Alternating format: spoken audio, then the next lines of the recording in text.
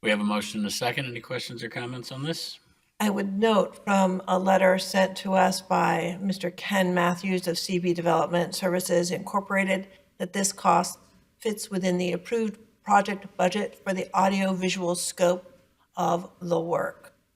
And some of the equipment is going to be going into the community room, the tutor room, the flex room, the meeting room, the innovation zone, and miscellaneous spaces. Excellent. Any other questions, comments, thoughts? Hearing none? Commissioner Gondik. Yes. Commissioner Forresty Grubb. Yes. Commissioner McCluskey. Yes. Commissioner Cavender. Yes. Commissioner Quinn. Yes. Commissioner Hart. Yes. Commissioner McCullum. Yes. Commissioner Trombetta. Yes. Commissioner Holmes. Yes. This concludes our agenda for this evening. Do any of my colleagues have any new business to bring before this board right now? Do any of my colleagues have any other business to bring before this? Our next meeting is scheduled for Monday, December 2nd. That will be a work session. Look forward to seeing everybody then. Before then, I wish everyone a very happy, healthy, and safe Thanksgiving holiday. And thank my colleagues and our staff for their excellent work tonight. And with that, I will entertain a motion to adjourn. So moved. We are adjourned.